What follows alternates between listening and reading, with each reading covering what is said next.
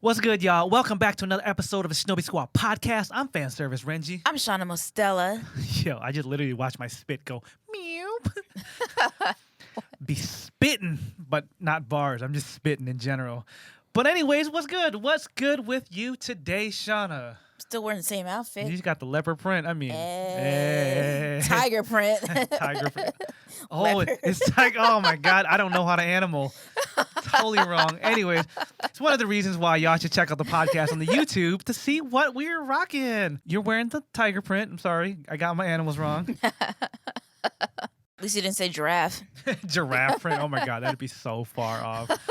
So last week's episode, we talked about creating opportunities by relocating to where the industry is. This week, I want to talk about creating opportunities in your hometown. Every time I preach about moving to another state, another city to pursue an opportunity, I always hear the same thing. But it's so expensive. But how can I do it? But I'm not ready to do any of that. I was right there with y'all for a couple years. I did not want to sit still and do nothing. Just because I'm not where my industry is, it does not mean I cannot build my career still. Just like before, we're just going to shoot off some things we've done and how we did it. Mm-hmm. We'll tell you the stories, so hopefully y'all can learn something and adjust it to what you're doing. Don't take everything so literal. Just because we're talking about entertainment, for example, it does not mean you can't apply the same principles to your painting hustle, to your lawnmower business, or whatever you want to do. So with that said, let's get right into it. First thing I want to say is use the internet to your advantage. You can learn anything from the YouTube Academy. Just go on YouTube. There's a how-to for literally anything. That sounds like we're making a joke, but so many people forget the power they have in their hand. Your phone is changing the world. There's literally creators out there. There's people make a living off their phone. Whatever you don't know how to do, you can just type it up on a YouTube search, a Google search, or whatever, and it will tell you how to do it. The power of the internet is taken for granted. Most of us waste it on social media. Most of us waste it on cute cat videos. But when it comes down to business, hustling, careers, pursuing a dream, we just forget what we can use the internet for. Once you do the research, you can start up a business on the internet and run everything out the comforts of your house. Mm-hmm. Your phone is your store. The internet was not invented for you to be on social media feeling bad about yourself or talking shit under someone's picture. Honestly, when I was growing up, when I was first learning how to do things, I wish I had the internet to tell me how to do things. Not to date myself, but I didn't grow up with the internet at my beck and call. I didn't have that. And I just see kids nowadays and people nowadays who just have so much at their fingertips. Like if you're younger, if you're just now like getting into high school or getting into college even, like you have so much at your beck and call, at your fingertips that you can do right now. When I was growing up, when I was in high school, I didn't have that shit. I had to look at a book. I had to go to the library. Like, do you guys even know what libraries are? Do you know what books are? Exactly. Physical books? I had to have someone teach me these things. I had to go to school. Like, all of you guys right now, you guys never have to go to school ever. Do you know what the Dewey Decimal System is in the library? Y'all ain't even heard the phrase Dewey Decimal. If you don't, look up the Arthur. Remember Arthur, the TV show? Yeah, look that up on YouTube. The Arthur Dewey Decimal song. So, yeah, that's all I got to say. This era, I'm not going to even say generation. I'm not going to pinpoint it on a certain generation of people. But this era that we're living in, we have so much knowledge at our hands, but yet we are the stupidest the world has ever been. Yeah. Like, seriously, how can you have the wealth of the world in your hand in your pocket and be so stupid? But anyways, So much information at the tip of your fingers. You can learn how to do anything you want. You just have to take time learning it. Y'all can learn how to grow your business. Y'all can run your business. Y'all can create a business all online. Hell, I follow someone right now on TikTok who is single-handedly teaching me how to run a small business. And this girl is younger than me. So I don't give any of y'all any room for error. Any of y'all who are younger who in this generation right now who have the internet to learn things and to, have this stuff so readily available to you. I do not give y'all any room to make up any excuses at all. I'm learning from a 19-year-old right now how to run a small business. Yeah. Right now. So many people complain about college classes. Why do I have to take gen ed? Why do I got to learn human anatomy even though I just want to be an accountant? Take that same mentality and just use that to research what you're trying to do. You want to sell buttons for a living? Watch YouTube videos on how to run a successful button business.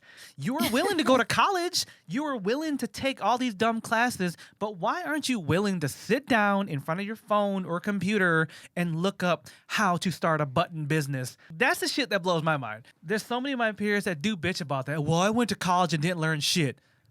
Well, what do you want to do? Sell buttons? Well, sit your ass down and learn how to sell buttons. It's right there. Obviously, someone else has sold buttons and made $1 million off of it, so why can't you?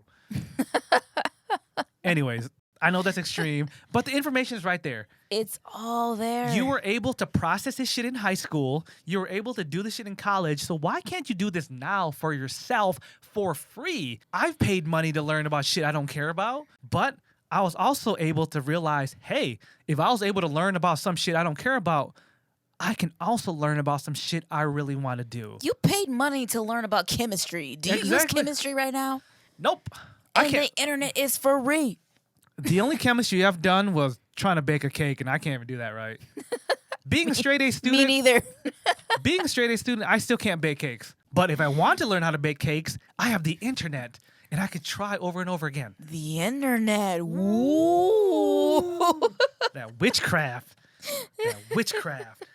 The wizardry. You don't have to go to Hogwarts to learn this shit. Like, honestly, it's there. It's there. It's there. I can't stress this enough. Work on your craft. That way you can build your portfolio. Because then you will be prepared to sell yourself when that opportunity comes. That is so important. A lot of people think just because they're stuck in this little rinky-dink town, there's no hope for them, No, there's things you can do to prepare yourself for those moments. We'll go back to last week's episode, how I talked about when I pitched myself to King Vader.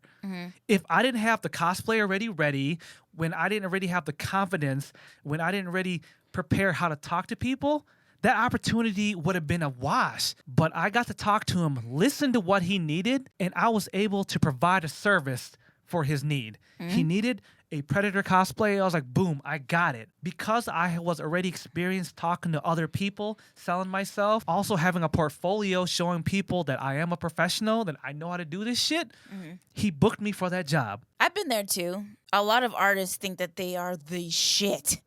Until they put their stuff for sale in a bigger market and nobody's buying and nobody's noticing. You never know what's going to be your masterpiece. That's why you have to keep creating and putting things out there to see what falls and what sticks, That's why some of our favorite musicians will record 100 songs, but the album only has 12 songs. Or that's why an artist has a whole album full of like 15 songs, but they only have 5, maybe 4 hits that make it to the radio. Yeah. Sometimes you got to crank out the turds to crank out the jewels.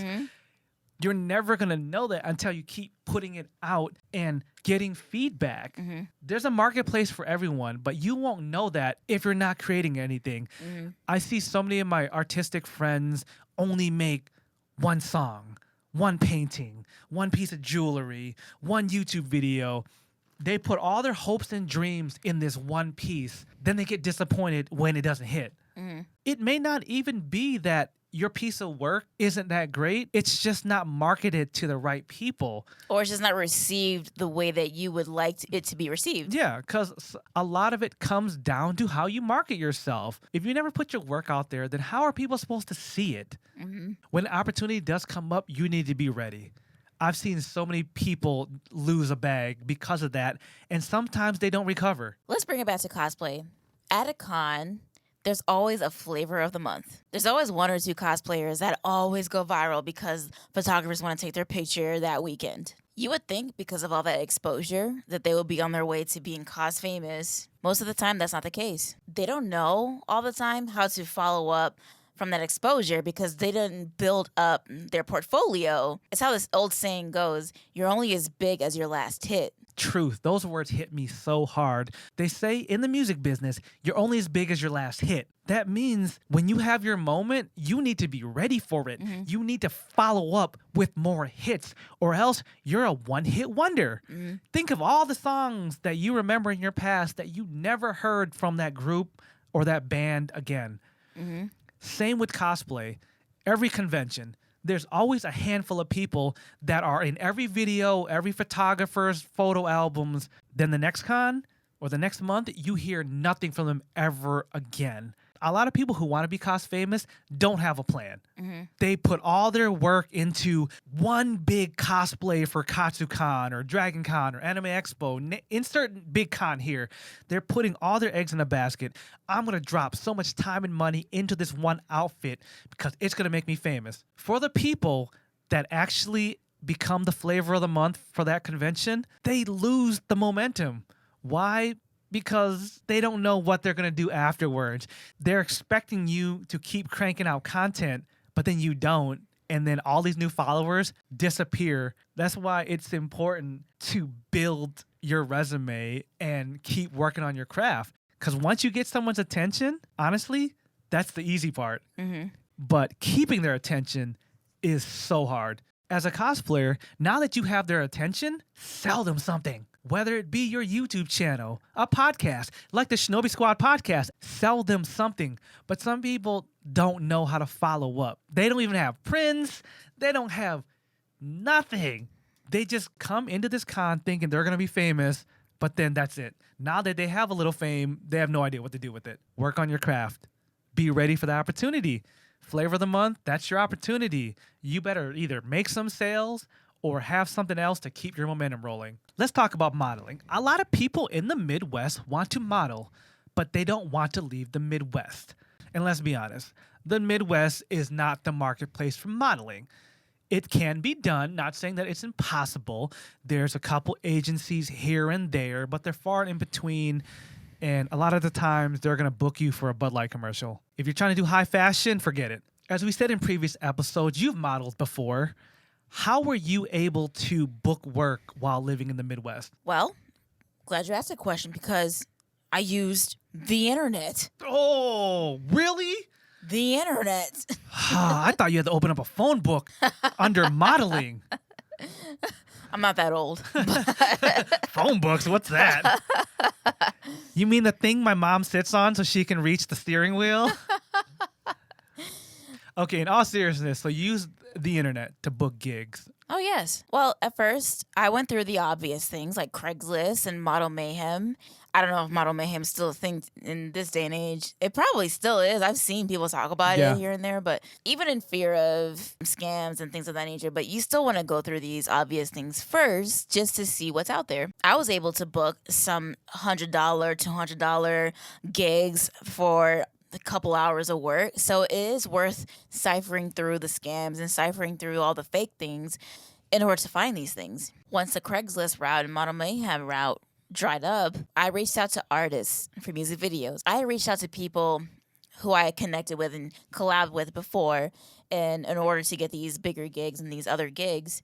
And that was my whole thing. I just hooked up with people who I had gained rapport with over the years, over the Craigslist and Model Mayhem connects and things of that nature. I was basically just reaching out to which artists had a budget and to see if they needed someone to be a part of their projects. A lot of people forget the power of just reaching out. It never hurts to professionally ask. It never hurts to be like, hey, I see you're shooting a music video. I can do this in the video. Mm-hmm. That also stresses the importance of consuming the content you're trying to be a part of. Mm-hmm. If you're trying to be in music videos, locally, then you need to consume local music. You got to see who the local artists are. By doing that, you see who's popping. This dude has so many followers. So it's like, okay, I see his music videos.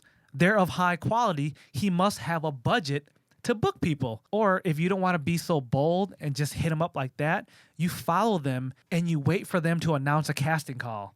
If you fit that description, go to the audition. But you would never know that unless you consume that content you're trying to be a part of. And that goes for anything. You want to be a model in a fashion show, you got to follow the fashion designers because they're going to say when they need models. Because I had built up my portfolio, I already had pictures of me in different music videos and different styles of work. I had built up my portfolio to show different looks. So if they needed something, they could see it. I know some people are probably thinking, how can I be in a music video and show examples of me being in a music video if I've never been in a music video? Easy. You just make up a music video reel, put on a song, and show them what you could be in a music video. If you want to be the girl that's just dancing, make a dancing reel of yourself. If you want to be like a leading lady, call up a friend to be the romantic lead, to be the artist. There's so much you can do without actually getting booked first. You can just do this yourself, which I'll get into that soon too. Even easier than that, take pictures in outfits that would call for a leading lady. Yeah. You don't have to call somebody to role play with you. You can show them that, hey, I can be sultry, I can be sexy, I can be the hip, go to the club kind of girl. I can be all of these things, but set up your phone on a tripod or set up your phone somewhere and take a picture of yourself showing that you can portray these characters. It could just be as simple as what Shana said. Cell phone pictures. At least you have something. At least you're not showing up empty-handed. Y'all may think that sounds ridiculous that people show up empty-handed, but believe me, they do. Oh, yeah. Shana and I have held auditions for dancing at raves at cons. There's been a couple times where I've been in charge of booking dances for raves. People will literally just hit me up and have nothing to show for it. We're talking on Facebook, and all I got is, hey, I want to dance at your rave. Okay. Have you danced before? No. Do you have any videos of you dancing? No. Do you even have a picture of you in a rave outfit? No. Then how do I know I can book you for a rave? You don't look the part. You don't act the part. You don't show the part. Like, how am I supposed to know? I used to organize hip-hop and R&B showcases. People would always want to get in my shows, yet they had no demo to play me. I don't know if you can rap or sing. I don't know if you can perform because you have nothing to show. So if you were working on your craft and preparing for your opportunity, we wouldn't be in this awkward position. I'm originally from West Michigan. There's no music or entertainment scene. I spent a lot of my life trying to be in the music world. Where I lived, there was no place to even perform. Bars weren't really having open mic nights or nothing. It was a joke if people heard you wanted to be a singer or a rapper or anything in entertainment. I just saw the desire and the fire in a bunch of people's eyes. I went to school for audio recording. After I moved from Atlanta, I wanted to record music in West Michigan. There were no recording studios for me to work at. So what I did was I put my money where my mouth is. I sold my car that I put so much money into, bought a way cheaper car. I bought a $500 Honda Civic that ran, but I put the rest of the money into buying recording equipment, and I single-handedly formed a hip-hop and R&B scene in West Michigan. I provided a service to record music, and then as I started recording some people, word of mouth got out like, oh shit, there's this guy named Renji that can record music for people. During this time, people didn't even know how to format their music for MP3s or on YouTube and shit like that. They were still trying to get CDs made and all that shit. But I was like, no. Like, y'all gotta come into the digital age. So I created a market just for that. I was able to pay my bills just recording music for a couple years. With artists being able to record music, now they needed a place to perform. Once again, I saw another void in our area. People came to me, they're like, yo, you record all the music. Do you know where we can perform? That had me thinking like, shit, no, but let me figure it out. I try to do the traditional route. I reached out to bars and venues and shit like that. They weren't having it. They did not want hip hop and R&B in this town at all. Like, that was the devil's music. So what I did, I took some of my money from the recordings and reinvested it into live events. Y'all don't want me to perform at your bar? Then screw you. I'm going to host my own event. So I started booking out venues. I booked out the local theater. It seated 300 people, and I started holding concerts. Once again, creating an opportunity for not only myself, but for these artists. I was making money as the promoter and the organizer of the event, but these artists were also making money because I provided an opportunity for them to showcase their art and sell their merchandise. Sometimes it's as simple as saying, what is missing in my local town? And in my case, the hip hop and R&B scene was missing. So I created one by providing a place for them to make their art and showcase their art. That was a similar struggle for me as well as a designer. I had all these pieces that I had made, all these fashion pieces, and nowhere to showcase them. Just like you, I had reached out to different venues, and they were just like, well, we don't really do that here. Finally, I started getting smart. I started reaching out to conventions and asking them, could I do a fashion show as a part of the convention? I took lots of pictures and videos from doing fashion shows at conventions, and I used that to pitch my ideas to other venues and bigger things. Once these other venues saw what I had to offer from me taking these pictures and videos and showing them my portfolio, they're like, they finally understood what vision I was going for. Sometimes that's all it takes. An idea backed up by a couple pictures and some videos will completely change someone's mind.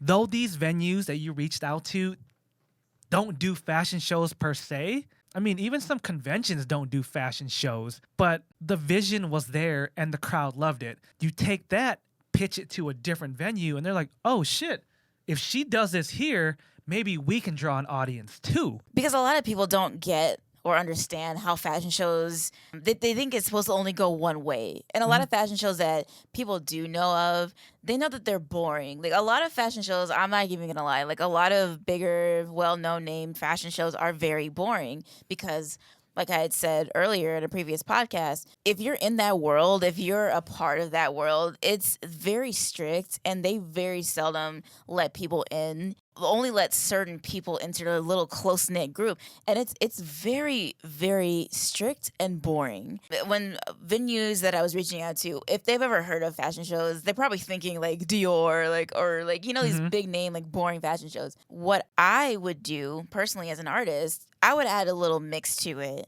because I documented what I do, because there's some times where I'll have a break dancer model in my clothes and then they'll like break dance and make the show more interesting and more lively, or I'll have music that people have heard of, K-pop, I've done that, or hip-hop, I've done that too as well. Music will turn a crowd's frown upside down real quick. It'll make or break your event. Music is everything. So once I showed what I could do in the fashion world and how I do my fashion shows, it was like a night and day difference. It's like, oh, okay, I get it. Like you're trying to do like some kind of a lively event. Like you're trying to bring some flavors into it. You definitely changed the game for the local fashion show scene. Oh, yeah. A lot of our peers that went to fashion school were just like, that's not how fashion show works. But then we're looking at them like, but have you hosted a fashion show? Oh, that's right, you haven't. The only time your clothes was on the runway was your senior project. Yeah. And you made 4 outfits from a Joanne Fabrics pattern. Oops. Was I not supposed to say that? But that's how it was. People was coming at Shana left and right. Fashion design students were trying to tell her, that's not how you do a fashion show. No, bitch, this is exactly how you do a fashion show, because you are over there waiting for someone to hopefully notice you while companies like Victoria's Secret are doing fashion shows any damn way they want. Exactly. Like Victoria's Secret is a great example of changing the game, of making fashion shows entertaining. They have the biggest artists come out. They just have a whole production. Then you go and watch the insert high fashion brand spring collection. The room is silent. Everyone's looking bored. It's not an event. Shauna's fashion shows were experiences. Oh, yeah, definitely. If you don't remember anything, you remember you had a good time. If you don't know shit about fashion, you know that you had a great time. And it's like you're at a concert and you're watching entertainment. Up until recently, fashion shows weren't even filmed or broadcasted anywhere. You might catch it on YouTube, maybe, but like they just now started putting that stuff on YouTube and filming these things. And I think Victoria's Secret fashion shows had a lot to do with that, because the only way you could see certain fashion shows is if you went to like New York Fashion Week or LA Fashion Week or insert whatever city fashion week. You had to be there in person. But now, as of late, they're actually filming it so people can see it. Good for them, because that's what's going to make or break their fashion.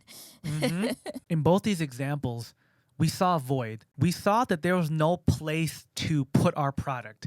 In Shana's case, it was fashion. In my case, it was music. So we created a place to present this. Y'all don't have to do music. Y'all don't have to do fashion to do the same thing. I have a friend in New York. She's an artist. She has a lot of friends who are artists. They clearly couldn't get their pieces into traditional art museums. So what did they do? They pulled together some money and created their own art museum where they showcase local underground artists. That's awesome. And they've been going strong for over a year. That's so cool. They said, you know what? We're not going to wait for the man to tell us that this isn't art. So they did it. You may not be able to do it alone, but there are like-minded people with you. If y'all can't pull together the money, y'all can still do an online art gallery. Y'all can create a page together and combine your work. So many people are one-man bands. They want to be the star. No, there's nothing wrong with getting like-minded people together and forming the Avengers of art. So y'all can all showcase your work and y'all can all promote the same thing. That's what it means to create your own opportunities. Stop waiting to be discovered. You're just in a pool with thousands of other people waiting. There's people out there stepping forward and making moves while you're just waiting. One of my best friends, this girl is off the wall with her ideas, but one of her most crazy ideas, her artwork, she welds metal into art pieces. Like, you can give her the hood of a car and she will melt that shit down and make something out of it. As supportive as I am about people's hustles and ambitions, I was like, whoa, that shit is crazy. So you're telling me your 4'11", 90-pound Asian ass wants to work with metal and you're going to weld this shit? She's like, yeah. She went to school for welding and everything. Got certified. She can weld pipes, mufflers, whatever. But instead, she wants to make art. She's been offered jobs to be a professional welder. She's like, no. I want to be my own boss. So she's welding art pieces. She went from making like little custom flags to little like trinkets and stuff like that to where she landed a corporate account where she had to make a 15-foot statue out of pure metal. Of course, the business wasn't popping at first. What did she have to do? She made one piece, put it online. Nobody cared. Her marketing tool was she would go to a bar, sit there and drink by herself because, let's be honest, a man can't resist a woman at a bar by herself. So as people would come and flirt with her, that was her chance to sell her business, right? So guys would buy her drinks and they'd be like, so what do you do for a living? Well, thanks for asking. And then she'll pull up her business on her Instagram. And that's how she got her first sales. And that just worked her way up to then the bar was just like, I just heard you talking to that guy about what you do. Can you make me something for my bar? And then she started making money welding metal art pieces. She created an opportunity for herself. There was no casting call, no Craigslist ad for, hey, is there a little Asian girl that can weld metal? No. She just took what she did and let the world know she was there and someone bought it. That girl is my hero. She's my hero too. She's my spirit animal. And that's just one of her stories. Just to give y'all like a teaser for maybe another story. She was a semi-pro drift car driver and she was making her way up the circuit. So we'll save that for another time. But she's a great example of creating opportunities no matter where she was living. Let's talk about commissions real quick. That's something a lot of y'all in the cosplay community can relate to. Whether it's prop commissions, wig commissions, cosplay commissions, art commissions, editing, photography. A lot of y'all can request commissions if you're really trying to make money within the scene. The biggest piece of advice I can offer you is start recognizing a void in a community or in one person's life. For example, you may have a friend who only buys cosplays. Honestly, that's what helped Shana get her first commissions. I noticed a few of my friends who couldn't make their own cosplay. So I reached out to them and was like, hey, I saw that you wanted this cosplay and you want to buy it from online. Back then, online cosplays were not the shit. They were so terrible. Well, nowadays they're better, but like back then, the eBay Russian roulette. Oh my God. they were terrible. We don't talk about the dark ages of buying cosplays online. The cosplay dark ages. Oh my God. Anyways, go on. But anyways, I noticed that they didn't want to buy a certain cosplay online, and it was simple enough. It wasn't like, full on armor or anything like that. But I was still like, yeah, I can make that for you. I can take your measurements and make sure that you can be this character for this convention. And they hooked it up. We planned it out, made their cosplay, and ended up being one of their favorite cosplays. And then at some point, when they took pictures of it, people were catching wind that I made that costume for them, and people started asking around like, who made that for you? And a lot of those commissions that I got back in the day were accumulated from this cosplay that I made for my friend. It's all about word of mouth. It's all about word of mouth. You get that one good commission in, people are going to recommend you to their friends. Mm-hmm. None of that would have been possible if we didn't notice a void in this person's life. And if we never spoke up. Exactly. You notice the void, then you fill the void by presenting what you can do for this person. Mm-hmm. You got to be confident in what you do. If you're not, that's why you work on your craft, build your portfolio until you are confident. When you reach out to this person, you have to show them what else you've done. Mm-hmm. So they can trust and believe that you can deliver the product they want. That goes for anything in cosplay, props, wigs, what have you. Let me flip it to my artist friends. A lot of you guys are amazing when it comes to drawing, comes to digital design, but a lot of you don't sell your work out there because you don't know how. Mm-hmm. A lot of you only know I have to get an artist alley booth and make prints, and that's a lot of work and it's a big investment. But you can still make money without doing any of that. Mm-hmm. Once again, recognize a void. Really pay attention to what people in your life are saying, whether it's on social media or just in person. There's going to be someone that says, hey, I need a logo for my business I'm starting. Mm-hmm. That was me. I started a teeth whitening business and I needed a logo made. Where did I go? Social media. Mm-hmm. There's people who have Twitch channels.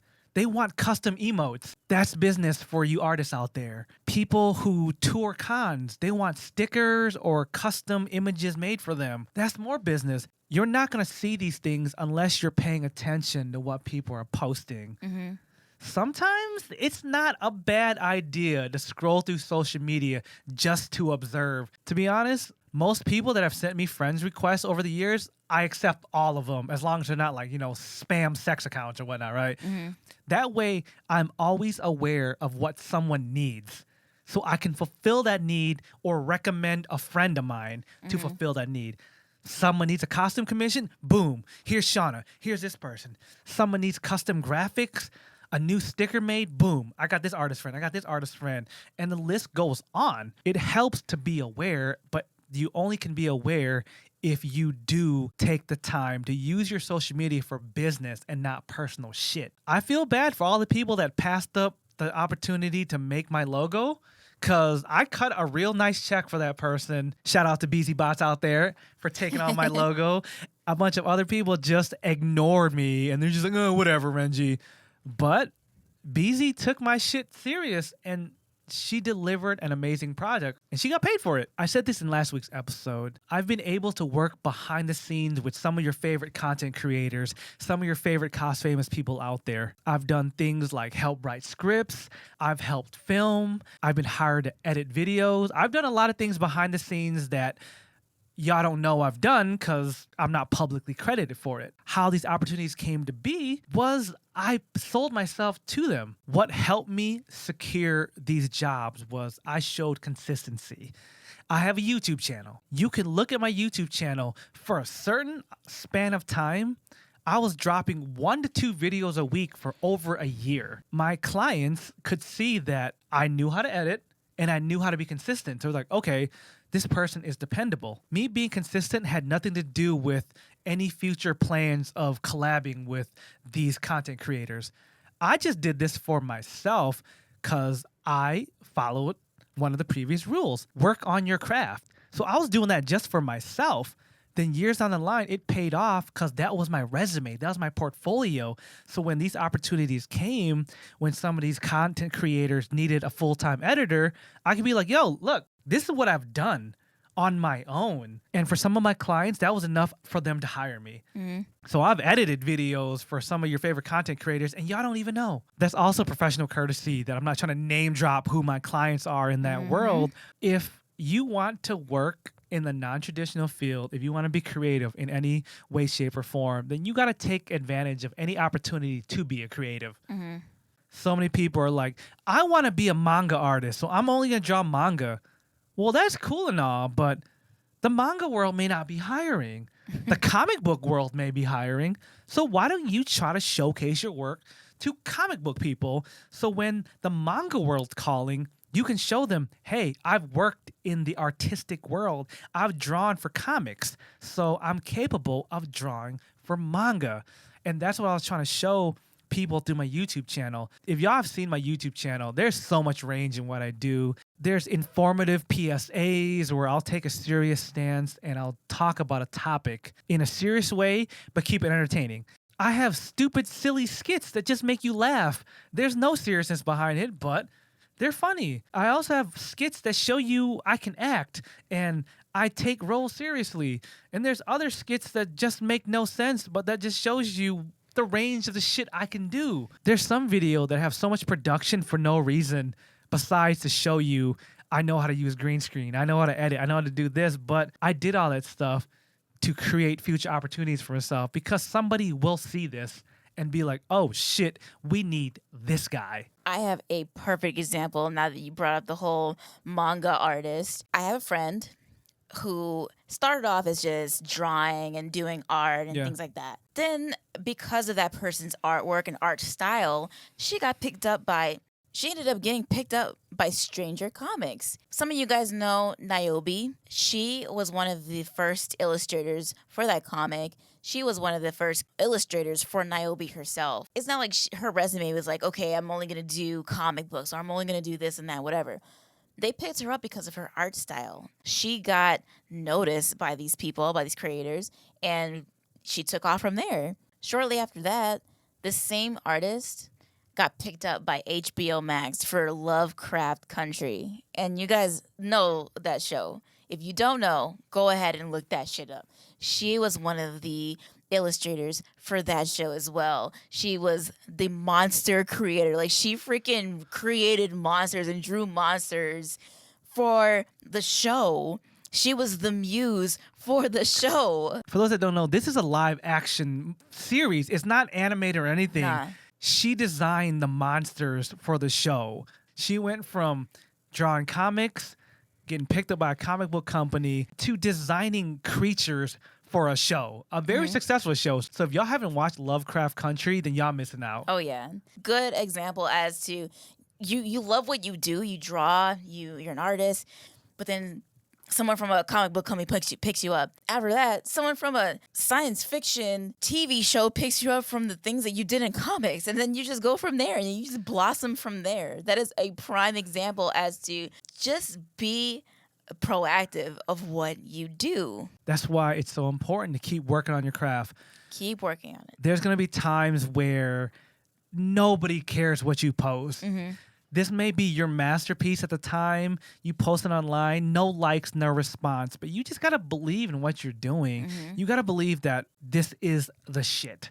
So keep working on it. When these opportunities came to her, she wasn't even living in LA where these things were happening. She put out her work and did everything from her hometown. Built her resume from her hometown, and it started blossoming from there to where she went on tour. These are opportunities that only came because she stayed consistent in what she did. Oh, yeah. She could have just been discouraged when she released her independent comic that didn't pop off like she wanted to, but she didn't. She kept working on her craft, knowing that there's always more she could do, and she kept presenting herself with confidence. Like, Lovecraft Country is only the beginning. She picked up another show after that. Yeah. We definitely going to have her on the podcast soon, so I'm not trying to just tell her whole story right now. She can tell her own story because she's freaking amazing. We're going to definitely try to pitch this podcast to her, so hopefully we can have her live in person to tell her story. We still got a little bit of time in this podcast. Let me talk about one more opportunity I created for myself. Y'all from Chicago, if y'all from the Midwest, y'all have either heard about or have been to one of my dope-ass cosplay parties. That just didn't come out of nowhere. As I spoke earlier about my music career, my music hustle, I had already started hosting events. Mm-hmm. When I got into cosplay, I realized not a lot of people go to cons outside of their state. Some people literally only went to cons once a year, but they had the itch to cosplay more. I noticed a void. These people need excuse to cosplay. I took it upon myself to start organizing cosplay events. They started very low budget. I used whatever resume I had to convince venues to let me host events for them. Whatever money they made that night from my cosplay event, I let the venue have. Mm-hmm. Yes, that sucked because I did all the work and they just got to put their hands up and make money, but it was an investment into other parties.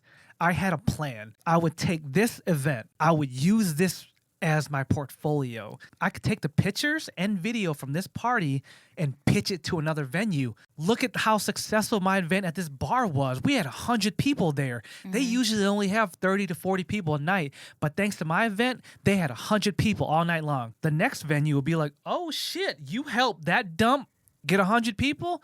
What can you do for me? Mm-hmm.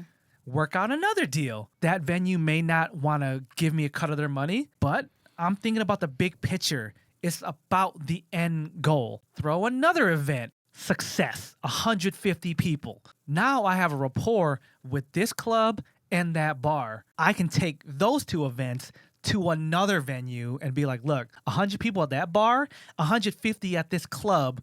Imagine what I can do here. Now I have a lot more flexing room. Be like, all right, I want all the door money. Mm-hmm. This new club, they don't get those kind of numbers. They're like, oh shit, if you can get 150 people in my club, imagine how much food and drinks I could sell. Mm-hmm. So now this club wants to play ball because I already have a resume built from these other clubs.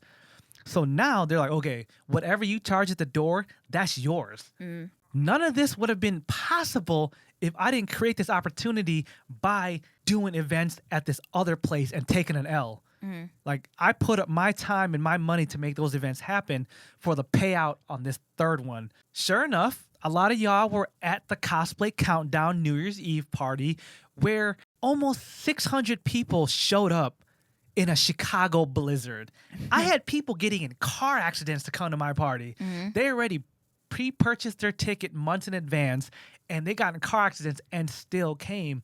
But that was the hype that my parties built. Mm-hmm. It was a snowball effect, but none of that would have been possible if I didn't start creating these opportunities way before. Mm-hmm. Did I know a year ago that I was going to throw a New Year's Eve party that took in 600 people? Did I know that Yaya Han would agree to come host my party? No, I didn't know any of that shit. But everything I did led up to that moment. Mm-hmm. And on that note, you should never discredit your accomplishments, no matter how big or small. Because Yaya Han, damn. At that time, that shit was unheard of. Damn. Yaya only did conventions. I got her to come to a private New Year's Eve party. In a blizzard? In a blizzard. She didn't even seen snow, really, like that. Mm-hmm. But you got her in a blizzard. And what was funny was people that were my actual friends, when I made that announcement, they thought I was lying. They would DM me like, yo, is Yaya really coming to your party? Dude, Yaya announced it herself. I got her to film a promo video saying, hey guys, I'll see you at Cosplay Countdown. Thank you, fan service Renji, for making this possible. She filmed this at her house, sent me the video, and I cut it into my promo video. And people didn't believe me. They thought I digitally manipulated an old Yaya video and dubbed someone's voice into it. Like you would do all of that. Yeah, I didn't even know how to do any of that at the time. Like, this was back in like 2013, 2014. I don't know how to do that shit. I wasn't that savvy on the internet yet. Even to get Yaya there, right? I had to build rapport with her because I got her attention on YouTube. I didn't even know who she was 6 months before I booked her for that party. So there's that too. So that's a whole nother thing. But yeah, I made a video where I asked Yaya Han to be my Valentine on YouTube, and that video kind of went viral and got to her, and then she responded. But so that's how she remembered me.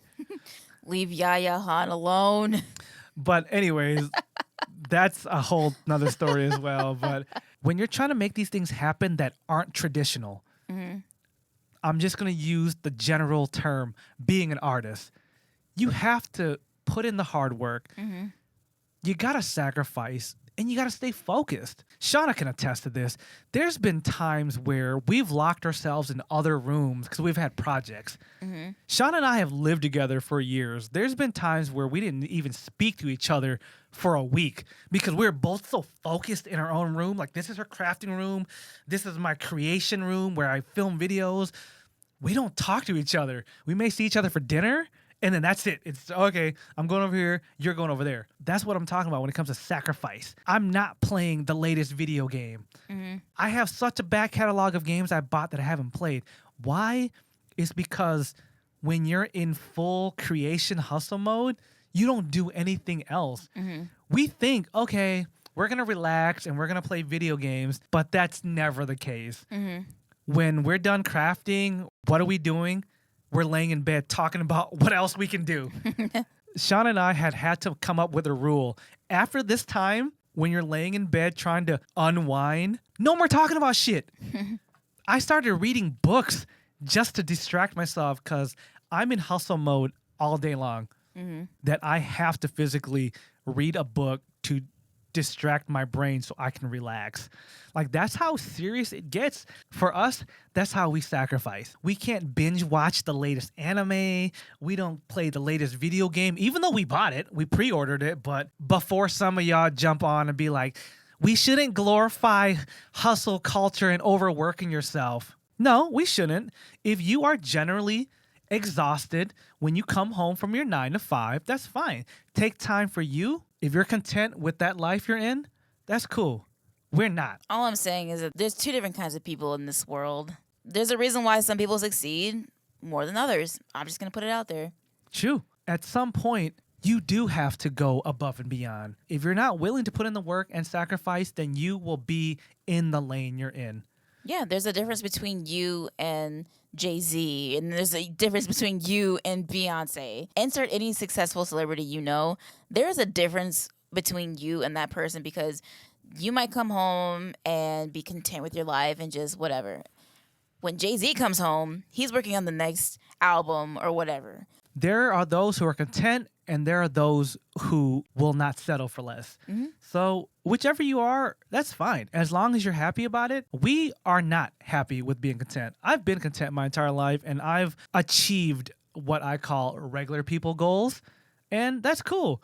But now I want more. For those that do want more, do not let people guilt you into doing less. And for those who want more, don't take when someone says that you're lucky. Don't take that laying down because you're not lucky, because you're doing more than that person calling you lucky for the things that you have in your life.